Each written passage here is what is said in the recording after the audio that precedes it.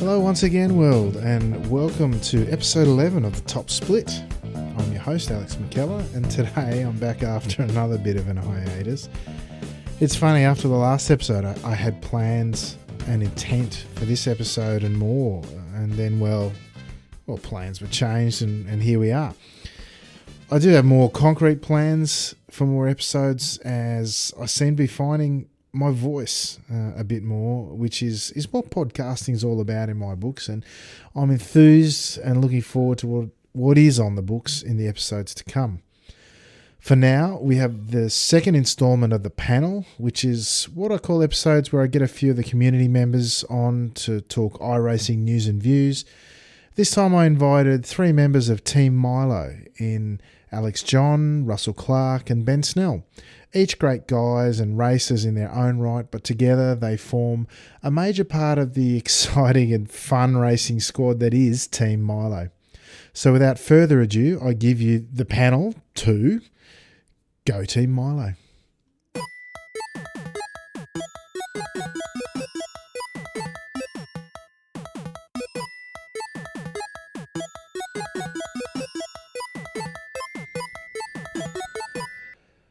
All right, folks, my guests today are three of the fantastic members of Team Milo Racing. We've got Mr. Alex, AJ John, Ben Bogan Snell, and Russell Sexy Buns Clark, all three from Team Milo, of course. Welcome, gentlemen, and thank you for joining me here at the Top Split. Hi. G'day. Thanks for having us. Very good. Thank you, gentlemen. That was very orderly. Well done. Might start off, AJ or Russell. I don't know who started Team Milo, but can you guys maybe give us a bit of insight? Tell us a bit about the Team Milo story. Do you want me to go, Russell? Yeah, sure. All right. So I guess it started, it was with the Super Skips, and it was not by accident, but Russell just happened to be running the Milo livery, and I put one forward, and we both agreed just as long as it was green, that was all that mattered to us at the time. We ran with the Milo, and then as the Super Skips progressed and other milk drink manufacturers jumped on board with other teams and things, it's sort of just snowballed into the fun little group that we've got going now. Yeah, beautiful. Yeah, of course. Sorry, mate. One of the most popular iRacing teams of all time. So some would say. Seasons. Yeah, I mean, loving the green, of course. Green, I love a bit of green in a livery. You guys have expanded a bit lately. Do we have any grand designs? No, not necessarily. Myself, I want to get into a little bit or try something different with some different cars, because we've been racing the Skippy for so long. So I've branched out to GT3 and taken a few guys with me there. And yeah, we've got Ben on board now as well. Tim Gaukodge's jumped on board for GT3s, and Hockon, Grebstad, who would have thought that would ever happen. But wow, that's a revelation. Ovaltine and Milo. We always thought they'd never mix. I know. So yeah, the GT3 side sort of picked up a little bit, and yeah, Ben's in there now to lead the number one Super Skip team with Russell for the next season. So at the moment, we're sort of just taking it as it comes and trying new things. Yeah, nice one. Yeah, my goals haven't changed. I'm still searching for the elusive first Monday Lights win and my first Super Skips win. Yeah, nice one. So I can only do the teams championships with my superior teammates. That's it. What about you, right. Ben? What's brought you in there? I've only just got my first Super Skips. Monday Night Lights win. I don't even know if I have a Super Skips win, to be honest. Yeah, the one behind me, I managed to jag one at some point, but that was more luck than good management, I think. But I think I won Daytona. Memory. I can't remember. Yeah, Super Sip staple. It is the night race there to end the season. That's a good one to win too. Well, that's good. You guys are out and about on the tracks and quite a regular fixture, and certainly in our little community here and in the Skippies more broadly. And thank you again for joining me today. We've got a few topics in mind to cover in what will be, I guess, essentially our second panel episode. We did one previously with a couple of guys. If people are interested in going back and seeing that. or listening to that, I should say. One of the things I wanted to talk to you guys about today was tactics or strategies on improving driving. Now, I've raced with you guys a fair bit in the last little bit, and it was actually a topic we were talking about on my stream last night when I had the great pleasure of driving with the great Bernie Weemers. Of course, we had an enduro event while he was in the car and I was still streaming. We had plenty of time to talk about odds and sods of iRacing. One of the things was I was expressing my frustration about plateauing for extended periods of time, and one of the things that I find really frustrating is people that I've raced with for a long time who, and I think I said it, they start in my mirrors in races, and then over time I end up being in theirs by a long shot. Now I'm thinking of the likes of yourself, AJ, in that, and Ben, not so much. I think you're always in front of me, and Russell, you and I have always been similar paces, although sometimes some tracks will leapfrog each other. You'll be in front or I'll be in front, or one way or the other. But AJ, I was thinking more of you with this because I knew we were talking today, and I think you've done some specific things. What sort of things have you been doing to go from someone who I felt was a good benchmark for me a while back, right up to someone that I just get frustrated because you disappear and I have no hope to catch up, mate?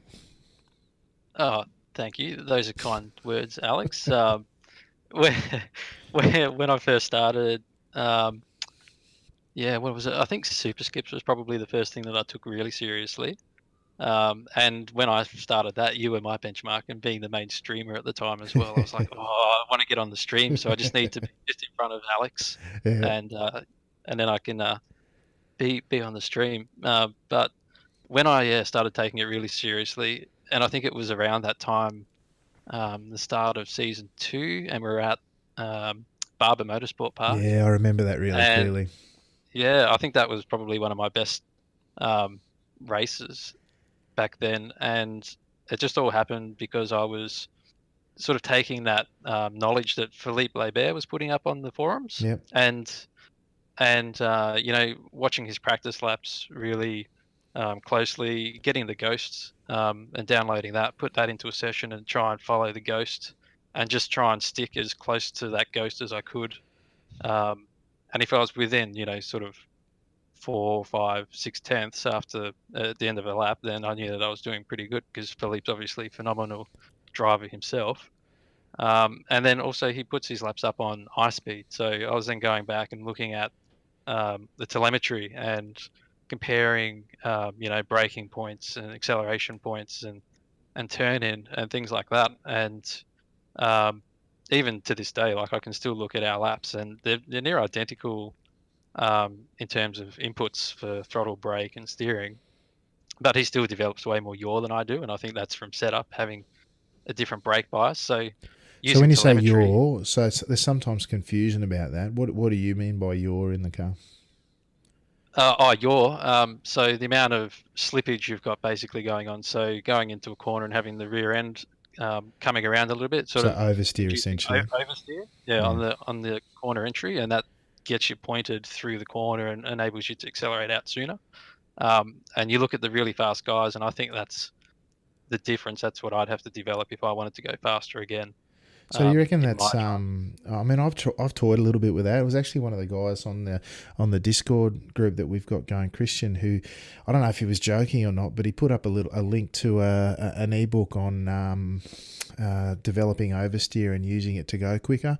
And I've done stuff like put my brake bias forward or whatever so that the car rotates a bit more in corners to induce a bit more oversteer. But you reckon that's something that was a key for you? Yeah, well, and I mean, I still don't do it enough. I don't do it as much as I need to go fast, and I can see that in the telemetry now because near enough, like throttle, brake inputs, steering inputs, they're all pretty much identical, but like you're only talking 1-2 kilometers per hour at apex, and that's the difference between half a second over an entire lap, and that's what the really good guys are doing. Yeah, okay. So, like, it's interesting you go to that depth. A lot of people probably haven't thought about it. For those who don't know what ghosting means or using a ghost car in iRacing, I'm sure most people are familiar with it, but you can load up your own or someone else's previous lap and have a transparent car that's running those lines and exactly as that that lap was done to help you model that or see what it actually looks like. You can set it to be, start at the exact same time as you, or be at about a second ahead, or different options you have to use it as a driving tool. And then when you talk at the level of telemetry, I mean, you can set that to be recorded in iRacing with a flick of a switch or by default. Then you've got all these telemetry files, and you've got to get something like Motec to interpret, and that's all sorts of stuff, or even something like iSpeed for more simple representations of it. And Motec's what the guys on real tracks use. Isn't that right? Ben, you might know a bit about that. Oh yeah, pretty much. I don't use anything because I'm a pleb. But a lot of the higher up guys use a lot of GPS tracking and then stuff to do with ECUs, with throttle inputs and stuff like that, which is very similar. GPS, for those who don't know, I was going to I'll bring Ben in anyway. I know you're sort of in the real life drifting scene, or at least I have some indication of that. And you're saying they use GPS tracking. That's well beyond what I would have thought. Yeah, so it's very similar. So a lot of guys use like the AIM dashes or the Motec style dashes, which do use GPS logging as well. So for stuff like speed, and you can set it up so it'll trip at the same point on a GPS marker for lap times. But basically, the GPS is more used for a more accurate representation of speed rather than using speed sensors, because we're not allowed to use those because we're not allowed to have traction control. Wow, okay. Interesting. So you've done a bit of on-track racing, at least in the drift sense. Do you find that helps you in iRacing, and indeed perhaps, helps you improve in iRacing at all? I think the old adage is seat time is seat time. So I don't think it really matters what you're doing. As long as you've got a seat under your bum and a steering wheel in your hands, you're always going to be improving whatever you do. I do find with having a drifting background, I'm probably a little bit more willing to go into those high yaw situations, or I'm more equipped maybe to catch slides and stuff like that over people that haven't done it. But other than that, it's pretty much just seat time, I reckon. Yeah, okay. I found lately, for a long time actually, I've heard people talk about a lot of seat time, but making sure it's constructive, and so things like telemetry and comparative laps, and watching the fast guys and how they do their laps. I mean, I've signed up for the virtual racing school VRS recently, just in an effort to try and get through what I feel like is a plateau and a bit of frustration at my development. And there's a wealth of information in there, and it helps me target and have productive race times. Russell, what about you, mate? You and I have tended to be pretty similar in pace, like give or take. Have you got any strategies that you've tried? For me, the season that I improved the most, it was simply just practicing more, doing more of the early week races. These days I do most of my racing on Mondays and don't really practice until Monday afternoon, so it's not hard to see why I'm not improving anymore. Well, I guess you get out what you put in at the end of the day, and sometimes it's not a focus for people. And yeah, I don't know. It's a topic near and dear to me at the moment, because I'm trying to think about how I can get up with the guys that I used to enjoy racing with. There's a few guys who, when I'm calling the MNL and I see them up with guys that I used to aspire to being towards, and these guys have leapfrogged me and ended up the front, and then we race in these regular club meets on a Friday or Saturday night, and then you just feel somewhat powerless as these guys drive away. It doesn't seem to matter what they do in the early stages of the race, but they're miles ahead of you at the end of it. So interesting, a few strategies there to take away and work on, and I'll be just hard at it again, I guess, going forward. So, but moving on. Quickly, one thing I've been thinking about lately, like you said, AJ, is trying a bunch of different cars. I know I've been a Skippy nut for a better part of 2-3 years, but more recently been branching out. And one thing that I found really challenging was the whole iRating thing. We all get caught up on what that magic number is. And what I found for me, up until recently, where I kind of just decided to let it go, was that I found it prohibitive in terms of what other series I might race. You guys had any thoughts on that, AJ? Have you had that sort of experience? I mean, you said you're branching out. Yeah, I know exactly what you're talking about, because it's probably one of the most useless things on iRacing is iRating. Yeah. But somehow it gets in your head, and it does change the way I think that you go about not your racing, or no, actually it does change the way I race, because at the moment I'm 3700 iRating, and my goal, I have this goal in my head. I want to get to 4K. Just I say that I don't care if I would drop back down. I'd just like to get there, but I'm sure Have when I you get never there, I'll been be at like, I want to. 4K, mate? I reckon you were easy 4.5, 5 on pace. Yeah, well, I don't know, and I used to judge that off, the other guys around me as well, who I was sort of up with in super skips, and so I said just 4Ks. I thought, okay, I think that's whereabouts I probably should be, or whereabouts I'd like to be anyway. But yeah, that affects the way I race, because I at the moment, like, I'll tend to concentrate more on just a couple of series. So at the moment, like, I'm okay in the Skippy, so I've been trying to do the Monday Night Lights. And Porsches I'm okay at, so I'll try that. GT3's guaranteed to get you some rating, because you're guaranteed that half the field will crash out anyway. But yeah, so it does change the way I race, because I wouldn't just jump into any race, being unfamiliar with a car, knowing that that's going to cost me 100 IR for a loss versus maybe 20 for a win. Yeah, that's right. It is a challenge going across to other series, particularly when they're low strength of fields.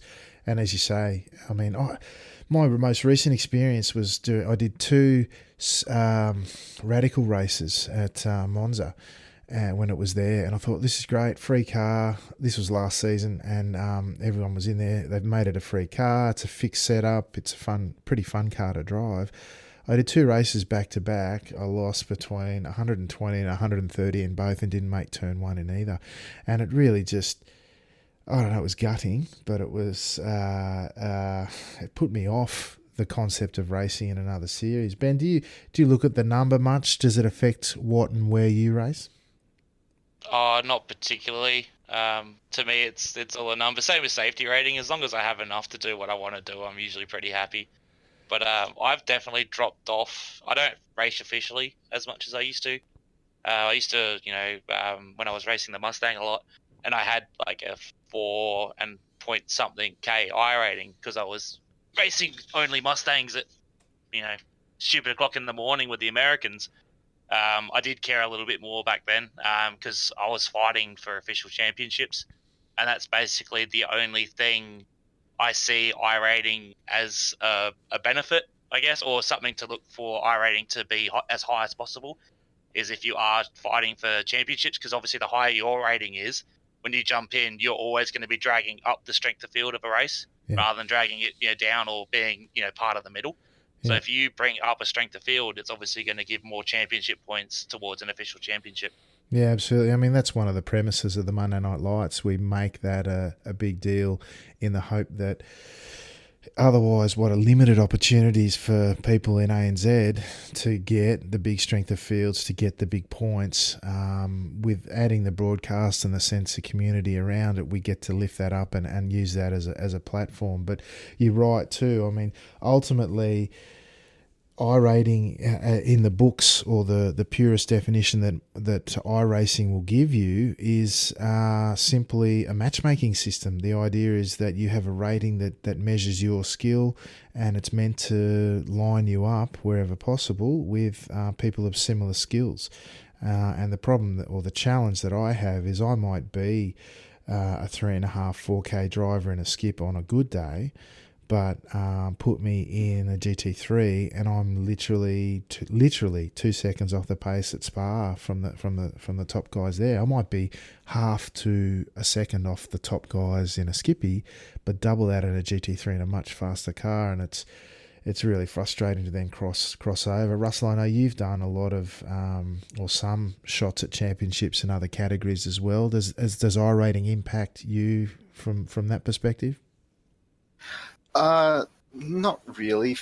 Fortunately for me, there was not much competition in those other championships, so I won most of them quite easily. But yeah, iRating's not a huge deal for me. Kind of similar to Alex, I have the 4K mark as a personal goal. Yeah, and I've been tantalizingly close a few times, but it's just, there's always seems to be a series of unfortunate rear endings that's dragged me down to about 3,100. But yeah, For me, it's just more of a personal goal to reach a certain mark. And once I get there, I'm happy. I won't care anymore if I get dragged down again. Yeah, well, as someone who had a similar goal, I cracked 4K for a while, and I'm back under it now through those series of events that were kicked off by the bloody Radicals race. But, well, the race is there, and I've sworn off the Radicals now. But, you know, I guess one of my main points around this is I wonder the impact of having an I rating per car, and the things that I worry about with that, well, that I don't worry about, I should say, is that it opens up the opportunity to race a bunch of series and feel like your number represents your skill in those cars. What are your thoughts on that, guys? I think that I think the system is absolutely fine how it is now, actually. Yep. But they just need to hide the number because you've already got you've already got the divisions, right? But within each class, you know, Div 1, 2, 3, 4, so on. So you can see that when you enter a race. You'll see, you know, Div 1 drivers, Div 2, Div 3, whatever. I entered a Skippy race recently, and I'm Div 1 now. Yep. But I saw Div 2, and without knowing, because you don't see their I rating anyway when you're in the server. Yeah. But I saw Div 2, and I knew that, yeah, okay, he's probably around in the 2,000 sort of range. Yep. And he'll be a good challenge. Yeah. You don't need to see I rating, and I think that splitting it per car as well it overcomplicates it. Mm-hmm. When right now they've got a system that works, they just need to hide it. Yeah. And you know that'll then stop people worrying so much about it. And at the end of the day, like I think if you're over, say, I don't know, 2.5, even 2,000, like you're a competent driver at that point, I think. So if you're over 2,000, you should be able to jump into most things and handle them, especially if you're getting up like above 3,000. I think it doesn't matter. Like you might not be the fastest, but you'll get around the track and you won't be a danger if you're over 3K. And at that point, you're most likely going to end up in the top split anyway. So it doesn't matter. You know, if you had I rating per car, then you're just going to have to do a whole bunch of races to get your I rating up, and you would have ended up in the top split anyway at the end of the day. Like, so I don't think it's necessary. Yeah. Well, the thing for me is that you're right. But conversely, what I'm finding is that it locks me out of other series, and not locks me out, but it discourages me from racing it. Even a series that I really like the Pro Mazda, at entry level, you know, regularly you're going to get races that get about 1,800 maximum strength of field day to day. And so you're putting a lot on the line when you go into them. Whereas if I was going in there and I still came out at my rookie, which I think it's like 1,250 or 1,500 or something like that, if I wanted to invest in that category, I know I'm not risking other things, and my chance at being in the really big strength of field races where I might be competitive in something like a Skippy. You know, that was my thought. I really like your idea about hiding it though, and divisions, for those that you don't know, are bands of I-rated drivers at the start of each season. Division 1 is 3,500 and up. Division 2 is somewhere up to 3,500, might be 3,000 to 3,500 or something like that. I don't 27. know. 27 to to 35, something like that. Yeah. And you're right, AJ. I think once you're in that band of, you know, as you say, 27 to 35, you're a competent driver who's got some pace, knows how to keep it on the track, and that's the most important thing. I'm stunned that, AJ, that you haven't been over 4K, and, you know, I've been up as high as, I think, 43, 4,400, but that for me was a series of a lot of racing, staying on the track, gunning for top fives, and for me, you know, the amount of racing and the volume was what got me there in the end. And just with those sort of strategies, it wasn't necessarily being the fastest on track, but yeah, I don't know. Yeah, I mean, you're right with that. But then you have to look at the guys we race on Friday nights as well in the Friday Night Race Club League. Yep. You know, there's guys in there that have only got I ratings of 2,000, and they're definitely not 2,000 I rating drivers. So as you say, like, it is a lot of wheel time to just work your I rating up. Mine's still going up slowly, but I don't do enough official racing, I guess, to get there yet. But yeah, so that's another reason to hide it, though, isn't it? Because you could race a 2000 I-rated driver and they're still very good. They might be a new racer who hasn't been on there long enough or doesn't do enough official racing. So it's another reason to hide it, in my opinion. Yeah, 100%. I mean, I mean, there's two things there. There's the hiding the I rating because you don't know what they're like. I mean, the classic, the absolute typical example for me was Sammy Toikala. First time I raced Sammy was at Barber again, that great track. I didn't know who he was. I think he was 18 or 2000 I rating, and I was like 4200 at the time, and I couldn't keep up with the cheeky bugger. Like he's so damn quick. But and that to me was just the start of what I've really enjoyed spending time with Sammy. Not only is he a great driver, he's a really good guy, and that was the sort of something. We had a great race and a lot of fun, and so that I rating being a number was never more evident. But the other point you made about the club racing or the league racing is what I was finding was that was becoming far more appealing because I could race this diverse range of cars, without risking that that ego that sits with that number, and then maybe looking to translate that across into more official racing. What's been the appeal for the club racing for you guys, Ben and Russell? Have what drew that to you or drew you to that? It is. It's carefree. Like I can jump in on a Friday night. I have a spin or something, and it doesn't matter. And then you can have fun just driving with whoever you want to drive with. If you're fighting through the field or you're trying to pass Major and he's throwing blocks down every corner and he makes you work fast. Like it's great fun and it takes away that stress, I guess, of your IR and your SR. Like I finished that Solstice race on Friday with 42 incidents because I was getting punted down the back straight when everybody else is finished, and I'm still just trying to get around and finish my lap. But it's definitely that carefree attitude that helps out a lot, and the guys you race with as well. Like it's always the camaraderie and the group together is so much better than everyone jumping in and being super serious and all gunning for that win. Yeah, that's right. I mean, that's a big part of community is a big part of that. But I agree with you. The challenge, I think, perhaps with an I rating per car is the one thing that I thought for me that would be a problem would be that people would have throwaway series and then wreck the opportunity for other people, right? So if you don't have something on the line there that's meaningful to you, and you go in and just stuff around in a race, you could be affecting or impacting other people's races who are taking it a little more seriously. I mean, we see that from time to time anyway, but I think that's one risk that you run. Russell, what about you with the league racing, mate? What sort of stuff does that bring for you in your mind? Pretty much exactly what Ben said. It's just stress-free fun times and the abundance of Bathurst on Saturday nights. Yeah, that's right. Yeah, 100%. And I think that's that Friday Night Race Club, for example. That's exactly what that's about. I was even watching one of our stream friends. I'm a War Pig. His channel. He's on Twitch this morning. He was doing a league race in a dirt series, in a dirt oval series. That looked like a ton of fun in of itself. Pressure free. He was just cruising around having a good time, and that's ultimately what we want to do in iRacing, right? So Anyway, that's just something that's been floating around in my head. Moving on from that, one of the other things I wanted to ask you guys about, and I'll start with you, AJ, because I know you run it, is some technology stuff, virtual reality. You run VR, I know, AJ. What are your thoughts on it? I mean, I had a bit of a stint at it. I think I might have spoken about it before on the podcast, certainly on the stream. Wasn't quite for me yet. I thought the benefits were amazing, but not quite for me yet in terms of the technology. What are your thoughts on it, AJ? What does it do for your driving experience?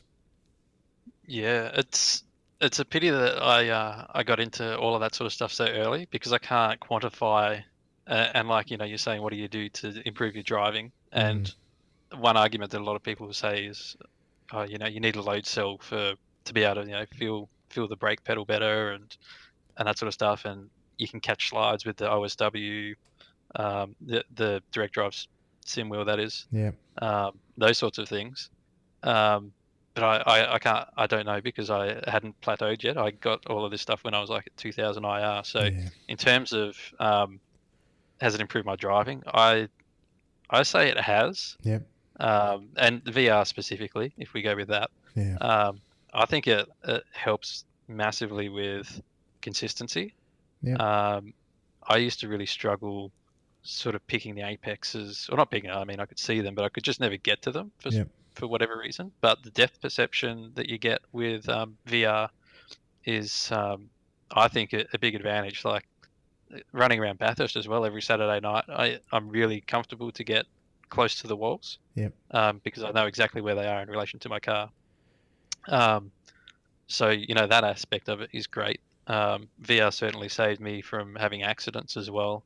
Being able to look across and see a car overshooting the apex on your inside, and just being able to open up the steering wheel and get out of an accident that way. Mm. So it definitely helps with consistency and accident avoidance. In terms of total speed, probably not. I think if you're going to be fast, you're going to be fast whether you're running triples or VR. Mm. And I know that Ian Bevan, who's a fast skippy driver, he's just gone back to triples. Yep. And said he found time.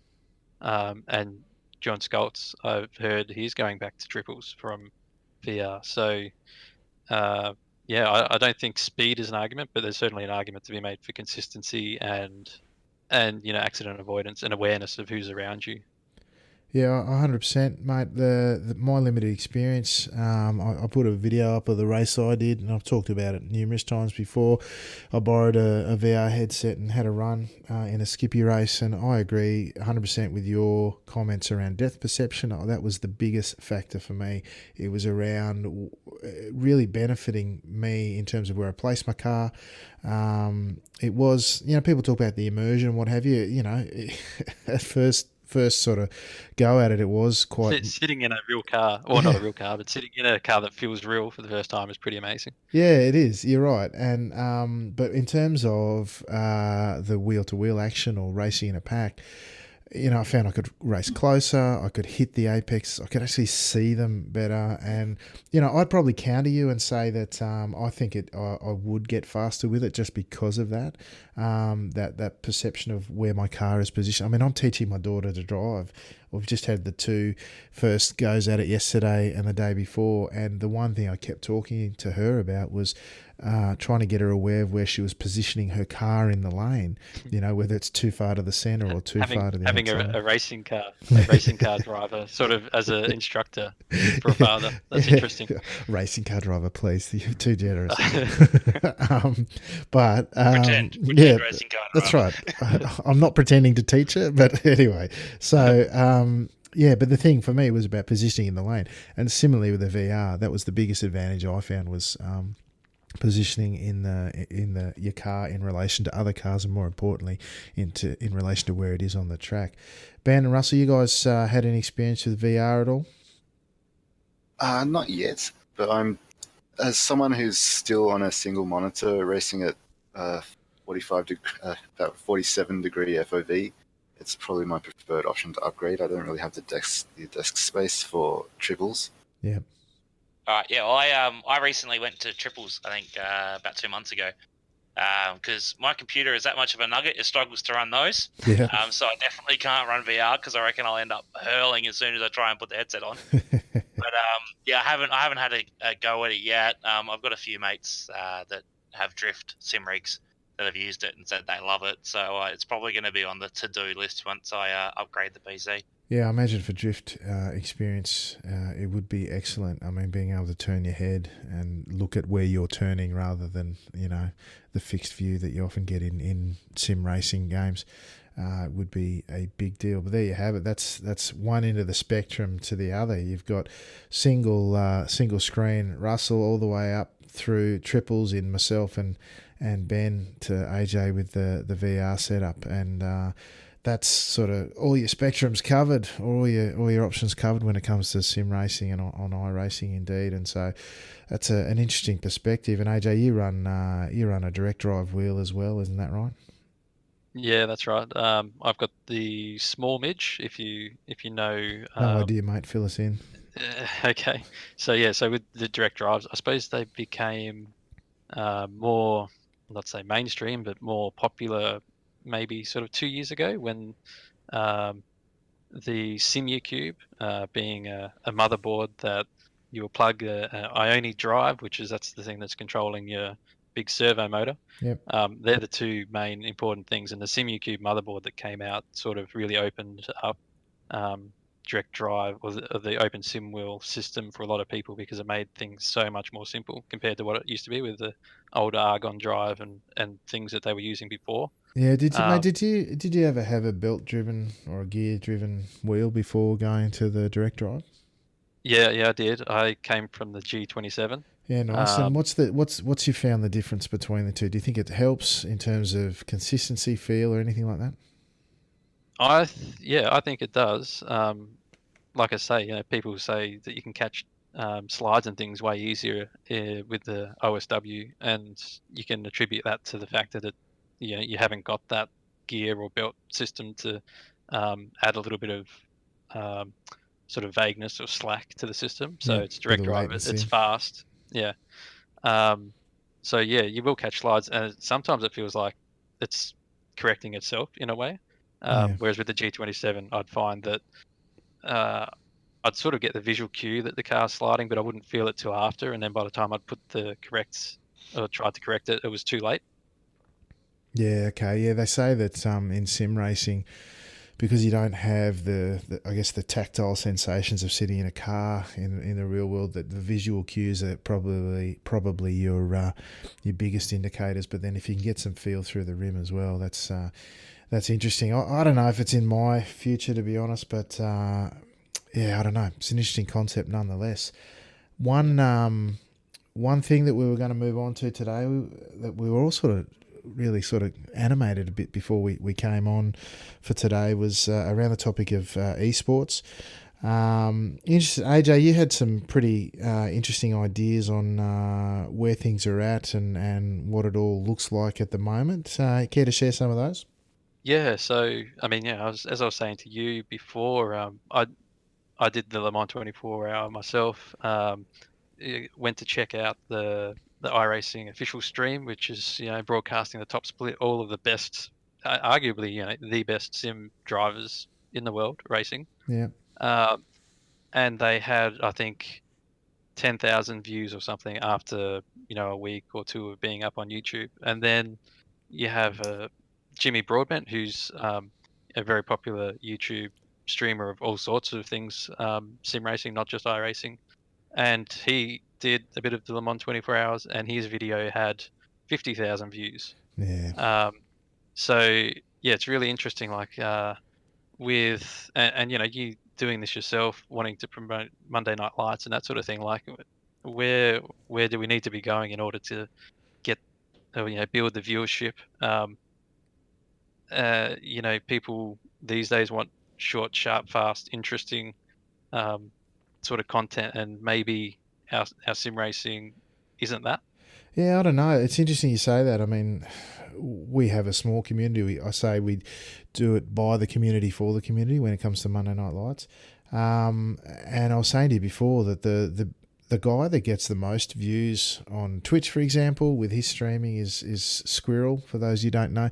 And he's better known for Farm Simulator, of all things, and yet he'll get hundreds and hundreds of viewers. The next big one is, of course, Matt Malone, and yet there are some pro drivers on there, literally real life pro drivers. I mean, before we came on air today, we were watching the WEC, the World Endurance Championship. Nicky Thim, who's a streamer on Twitch, he with iRacing, he's racing and for the Aston Martin. He was leading the his category at the time when we came on air, and and yet he might get 50 or 60 viewers or whatever he gets, maybe 100, I don't know. But it's amazing to think that, we just don't get the eyeballs on it, which is what it's all about. I mean, Ben, you were saying you were watching some live drift racing, as in real world stuff, before you came on, and that had thousands of people watching it. Yeah, it's about 8,000 people watching now. But I think the thing is, especially when it comes to streaming and stuff like that with Twitch, the viewer base follows the user base. So there's 20,000 active users on iRacing or something like that at the moment. When people watch stuff like, I know when I watch Drifting Now, and I watch Twitch, and I watch you and Matt, you watch stuff that you have an interest in that either you can't do well, or you know the person doing it, or you want to improve and stuff like that. So when you have 10,000, 100,000 people watching Shroud or someone like that playing PUBG, it's because there's 2 million people that play it, kind of thing. Same thing with like Squirrel playing Farming Simulator. There's going to be a lot more people playing that than playing iRacing. Yeah, you're probably true. It's the audience that there, all the participants that are there. I mean, you look at something like League of Legends. I remember they had, the one that stuck out in my mind actually was Counter-Strike. I remember looking at the categories on Twitch, and at the time there were 500,000 people watching it, which is incredible when you think about it. And then the World Championships for League of Legends, they'll fill a stadium, right? No, an actual stadium. How do we make that transition? I mean, there are esports events on. We've all seen them. There's crossover between something like, for example, the World Fastest Gamer, where people could qualify to become a sim racing driver for McLaren, I think it was, and that was run through various online racing simulation platforms, including iRacing, and an iRacer ended up winning that from memory. There seem to be different elements or different attempts to get into that crack the market, so to speak. But I haven't seen anything successful. Has anything caught your eye, Russell, on these things? Not really. No. Esports, I tend to only really pay attention to games I enjoy and play myself, which is basically iRacing, a little bit of Rocket League. Yeah, okay. Well, it's interesting you say that. I mean, I saw Rocket League on free-to-air telly in Australia for quite some time. I mean, how do we get that sort of exposure? I mean, I don't know what the numbers are on Rocket League compared to iRacing, but is it just, I guess ultimately it has to be commercially viable, right? What's the sort of player base in Rocket League, Russell, do you know? I have no idea. But it's certainly probably bigger than iRacing, right? So, well, that's one of the most popular, isn't it? One of the most popular there's esports. several $1 million prize pools for that game. Yeah, but those prize pools, I guess, prize pools, I guess, come from the interest and the revenue that can be generated. Nobody sort of gives that stuff away or puts that sort of prize on offer if there's nothing in it for them, I guess. And yet, a lot of that comes from the loot box sales. Yeah, of course.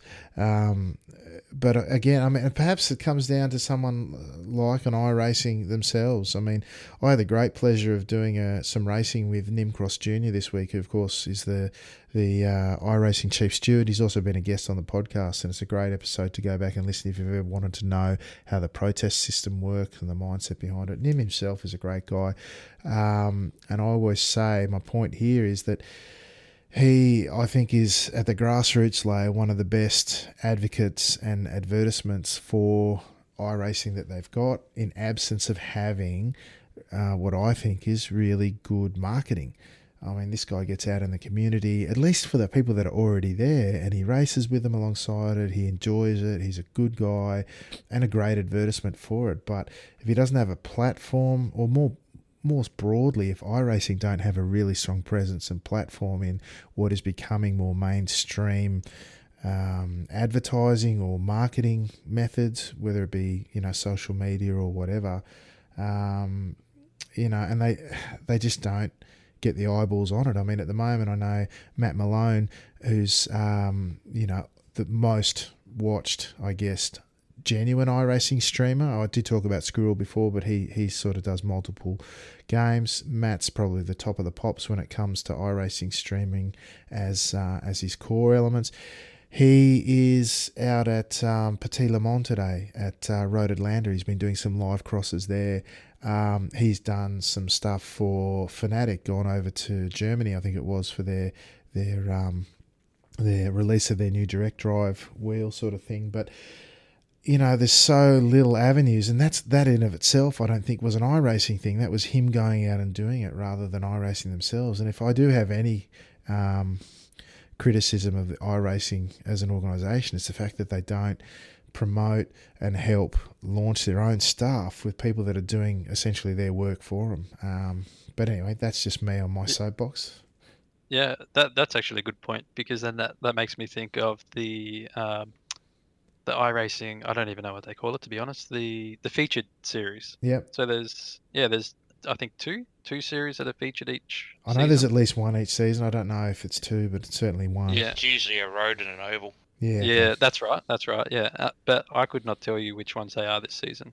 I know that the Vertical, I think it was, Yep. maybe a season or two ago. Maybe when they made it free, that was one.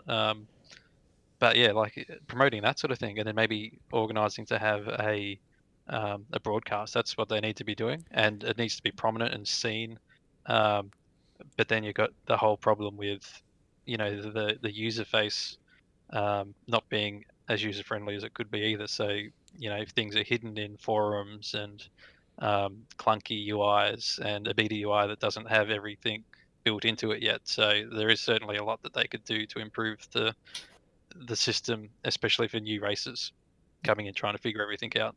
Yeah, look, with the featured series stuff, my criticism of that would be is you're already preaching to the choir. You're only appealing to people that are already there. You're not building that base for which you could then have as a platform to launch into esports more broadly. My understanding of the the featured series, and they haven't done it that successfully, if I'm honest, as well, because they do tend to have a broadcast. They'll have a race spot broadcast. If you remember back to when Monday Night Lights was really playing second fiddle to that midweek super strength of field race that was broadcast by Race Spot. That was when the Skip Barbers were the featured series of that season, and they had the Skip Barber driving school day or days as a prize at the outcome of that.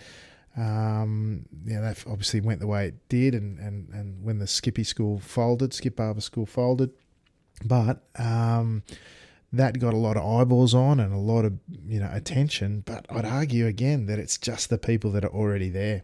It's not building a broader platform, and that again is my biggest criticism of iRacing. If I have to have one, is that they don't market themselves to grow very well, and I think the older that their platform gets, the more it lags behind in terms of visual appeal. I know they're bringing out a new damage model and what have you, but I don't know, in other areas they need to lift their game. But that's just me.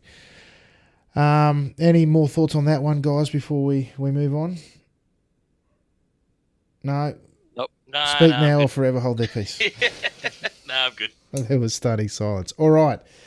Well, that might bring us to a close for our topical discussion for now. What we're going to do now is take a brief pause while we get set up for the reinstated Top Split Hot Lap Leaderboard Challenge. And AJ, when we hit the track, you are representing Team Milo. Are you all pumped and raring to go? I'm just hoping that my engine doesn't blow like it did in Monday Night Lights, because that was pretty gutting. Absolutely. All right, folks, we'll take a quick respite while we get set up for that, and we'll be back in a sec. All right, folks, we are back from our little break.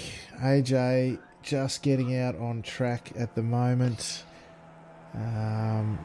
He's here for the Hot Lap Challenge, of course. He's got his teammates in here to spur him on or drag him down, depending on how you look at it. Let's hop on here. Name. Let's do this. There we go. Mr. AJ John. He's out there on track now. Coming down course into, excuse me, Atwood curve here. Turn 4. We were talking about that one before, weren't we? As we were just having a bit of a break while we got things set up, and we were saying that there's, as far as improvement and what have you goes, there's a lot of ways you can take that corner, for example. AJ, what's your strategy for your laps around here in the skivvy? Well, I think I'm going to try and just do a banker to start with, because I know that this isn't my best track. I just don't want to try and I want to try not to get a 1x and not spin out on camera. This is the most pressure I think I've ever had on iRacing. But I've got my trusty direct drive, I've got my VR, so I can see the apex. I can see that I've missed it there by about half a foot. Maybe I'll be better off without it than not knowing. I've missed that one a little bit. You'll be fine. That's your out lap. Of course, you got 2 laps. You must set a time in those. No 1Xs, please. And we'll see how we go. All right, coming around the creatively named last corner, turn 11. I don't know what it is about the Japanese, but they seem to name their corners in less than creative fashions. All right, car number 77, the lovely Team Milo livery, lurches forward as the front tyres take all the load into turn 1, also creatively named first corner.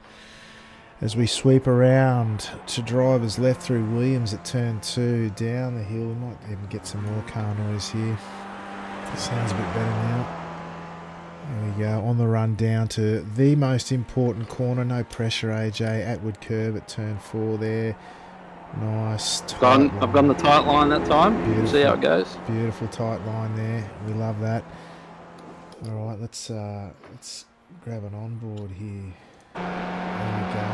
AJ as he streaks down towards turn 5. The hairpin, another creatively named corner.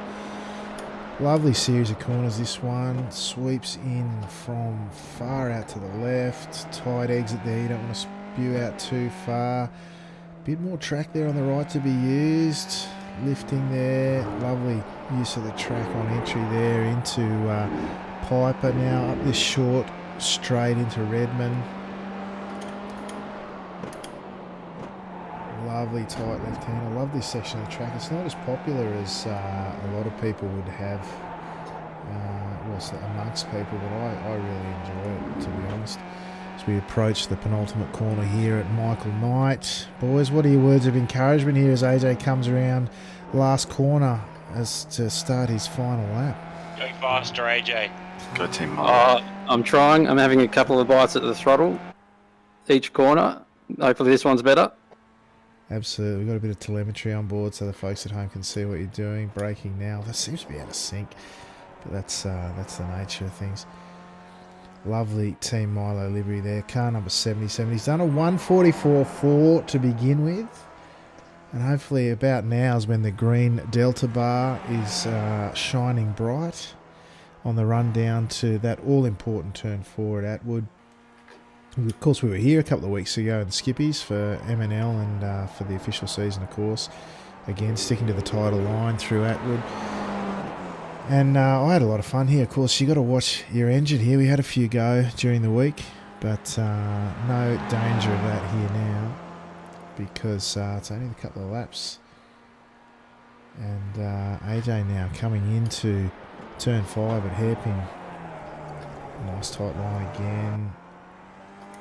Again, staying quite central to the track as he comes now through Revolver down into turn 7 at Piper. Lovely. I love that section of the track when you get it right.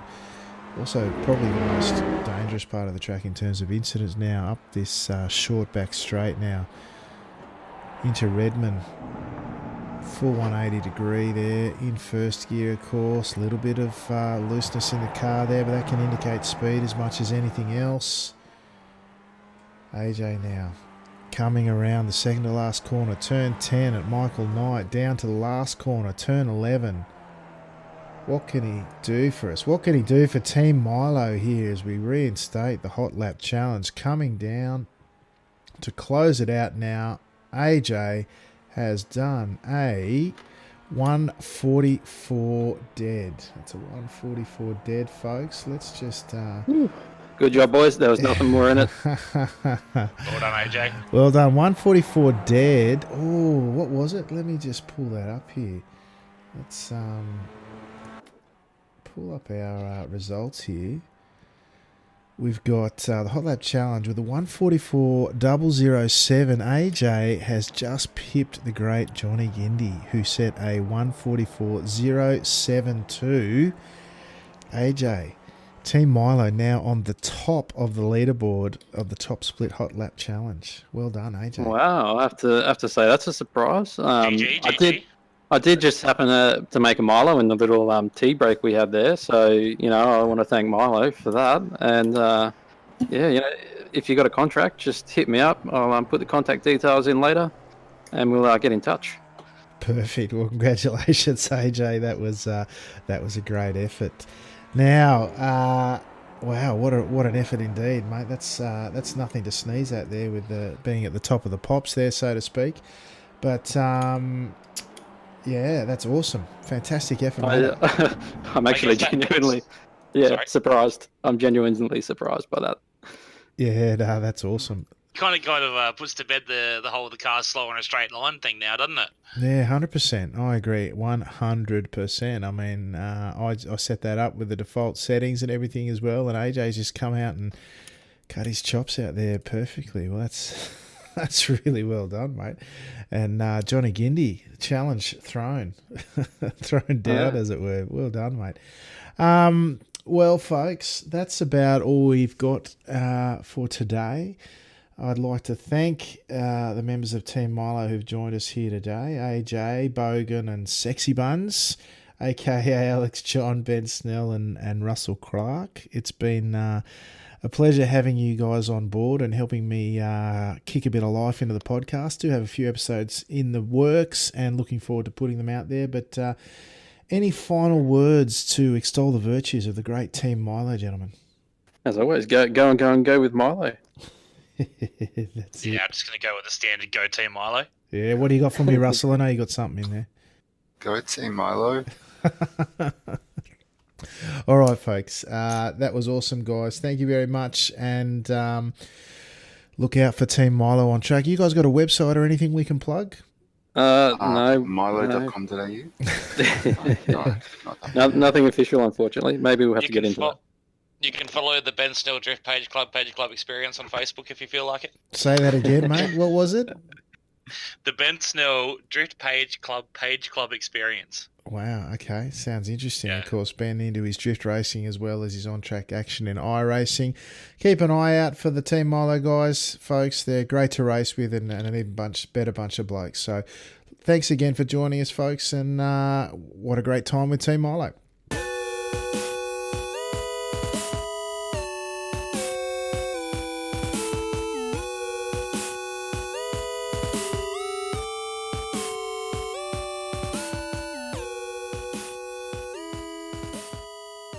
So there you have it. That was some of the movers and shakers from Team Milo. Great to have them on the show, and I can tell you they are a formidable bunch on the track as well.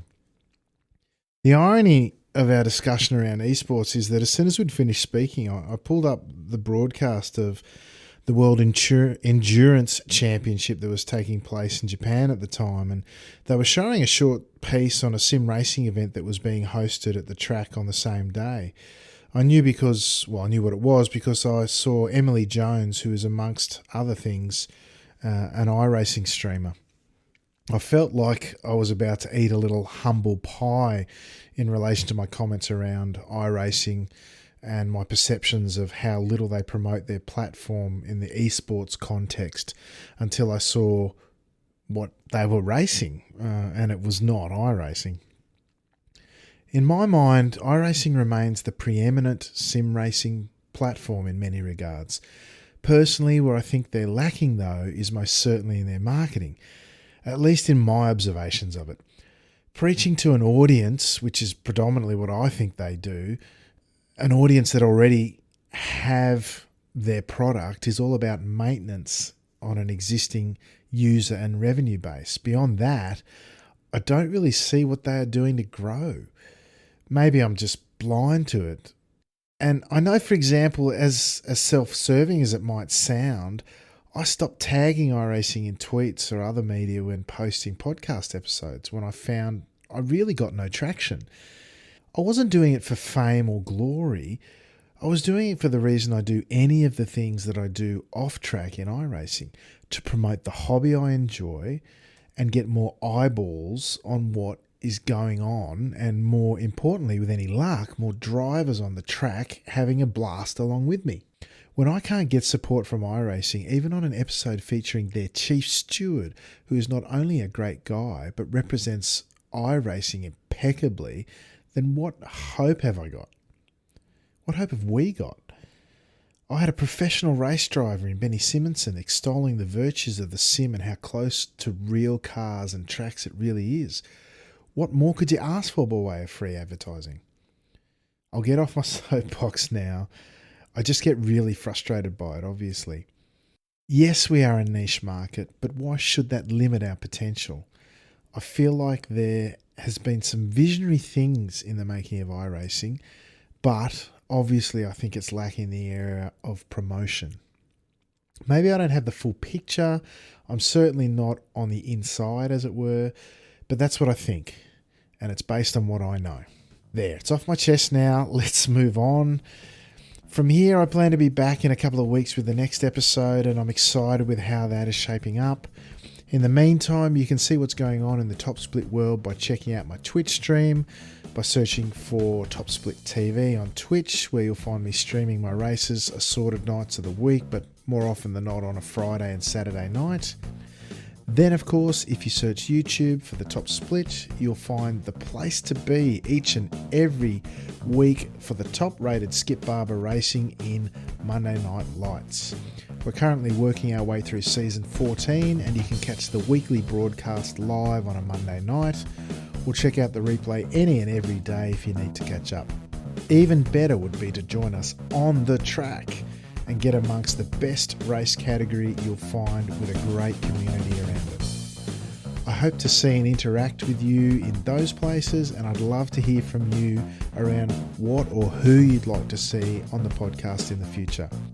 Hit me up live on Twitch or YouTube, or even on the Top Split Facebook page. For now though, I'm off for the latest Monday Night Lights call, so until next time, I've been your host, Alex McKellar, and you've been listening to The Top Split. Until next time, I'll say ciao for now.